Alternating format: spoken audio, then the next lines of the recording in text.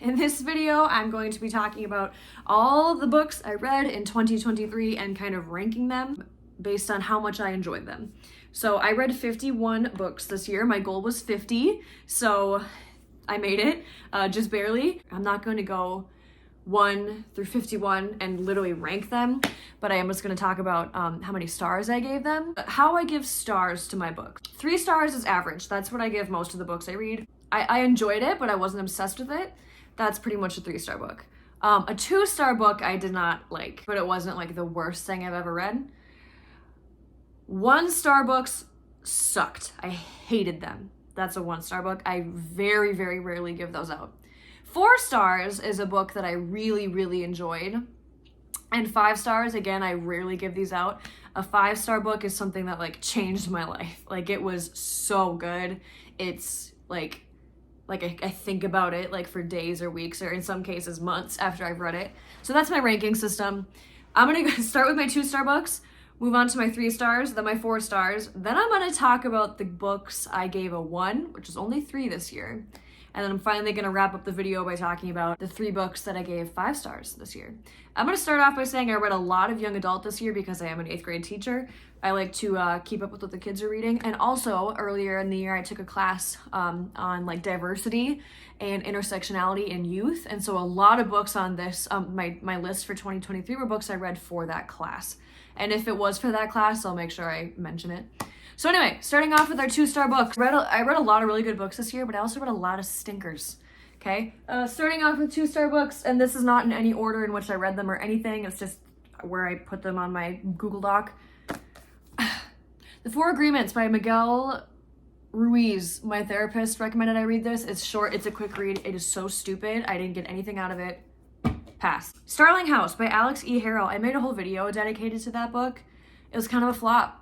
The cover's beautiful though. Failure is not an option by Patrick Hinds. Okay, I love his podcast. It's called True Crime Obsessed. I've been a fan since probably like 2018, so a while. I went to his live show. I got a free book. I got to meet him. I think he's a lovely person. His book sucked.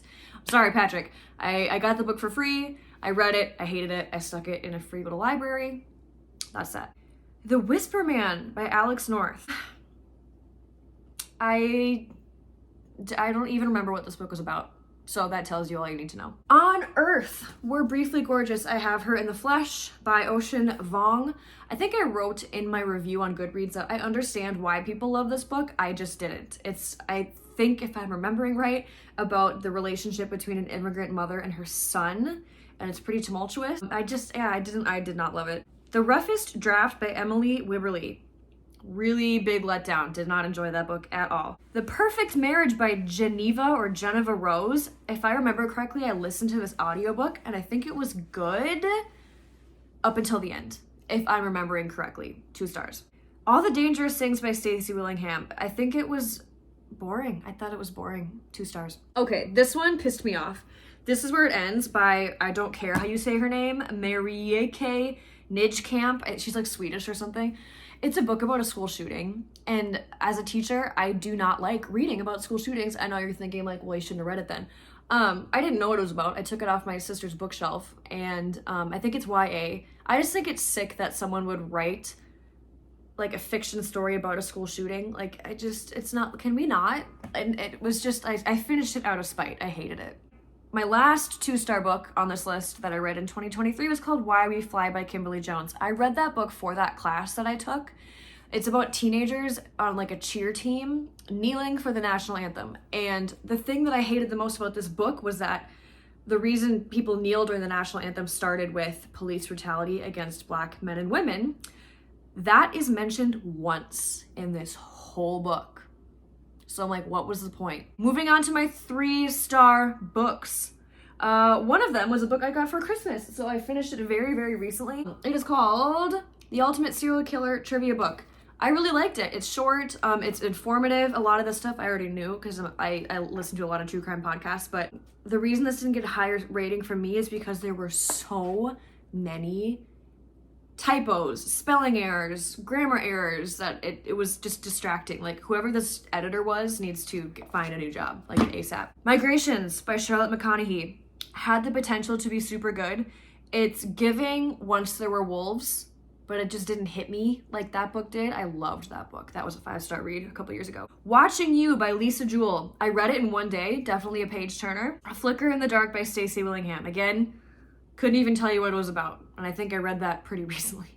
Dark Corners by Megan Goldin. That was the sequel to The Night Swim, which I also read by her. This one was a flop, didn't love it. She Started It by Sean Gilbert. I did a whole video dedicated to that book. I thought it was pretty funny, pretty good. It Starts With Us by Colleen Hoover. I know there's a lot of controversy surrounding this author. It Starts With Us was just, you could tell she wrote it for money.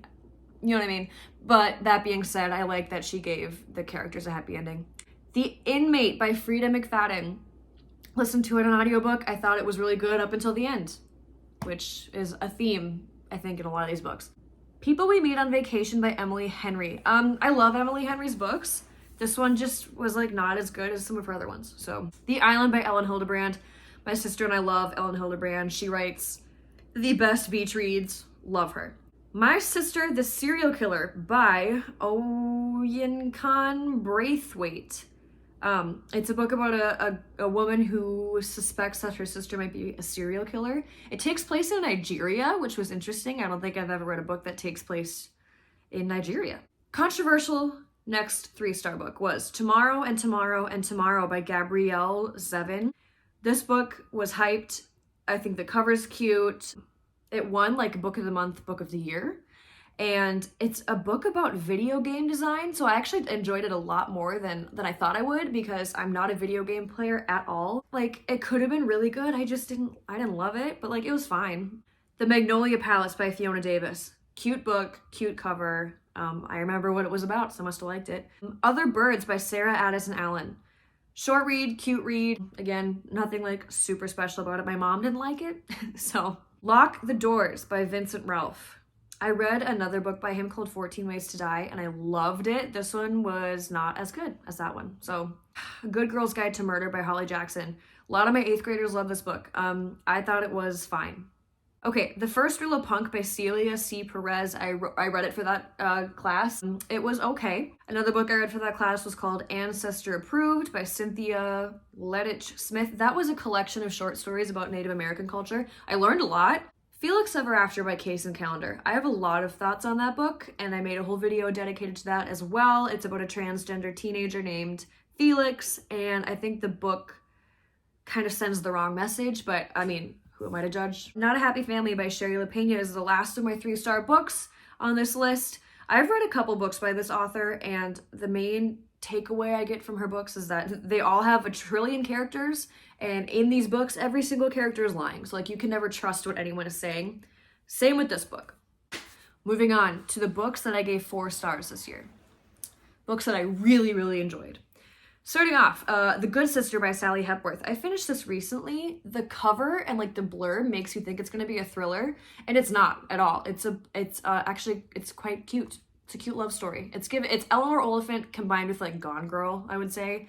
Really liked it. The Guest List by Lucy Foley. I listened to the audiobook. Highly recommend the audiobook because it's told from the perspective of several characters, and each character gets their own narrator, which I love. I reread A Court of Thorns and Roses by Sarah J. Maas this year. Just as good the second time as it is the first time. Malibu Rising by Taylor Jenkins Reid. Loved it. The Push by Ashley Audrain. Whew, that book was spooky. I read it in one sitting. Loved it. Big Summer by Jennifer Weiner. Loved it. His and Hers by Alice Feeney. Murder mystery. Did not see the twist coming, and I love when that happens. The House in the Cerulean Sea by TJ Klune. Oh, I made a video about this one. So cute, so charming. The cover is cute. I loved this book. I can't wait to read more by this author.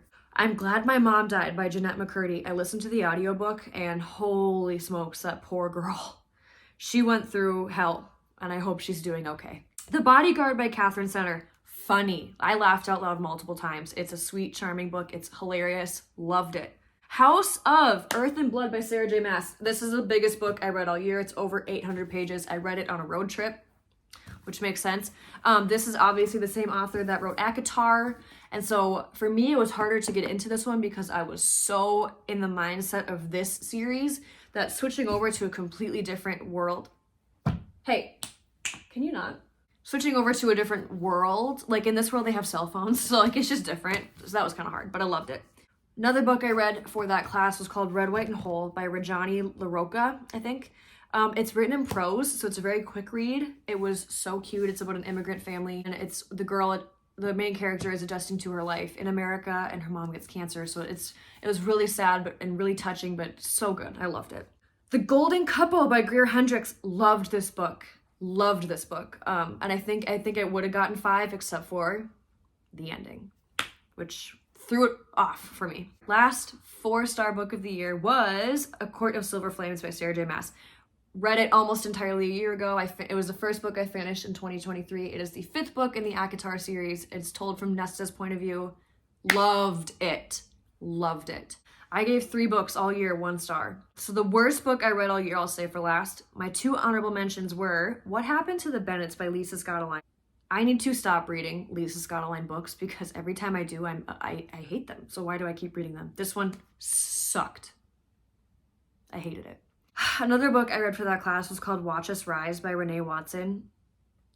Ugh, I hated it so much. Hated it. The worst book I read all year was Icebreaker by Hannah Grace. It has an insanely high average score on Goodreads. It is so bad. It took me a month to read. I don't know why I just didn't shut it and put it away. Something in me, I had to finish it just so I could say that I read it. It was so awful. I honestly can't think of a book I've hated that much in a long time. Finally, I gave 3 books 5 stars this year.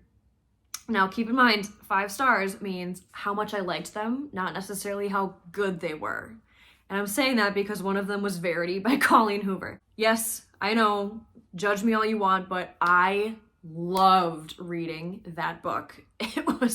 I really liked it. I mean, Verity was spooky. Was it stupid? Yes. Did I love it? Yeah. Another book I gave 5 stars was another book I read for that class, and it was called The Black Flamingo by Dean Atta.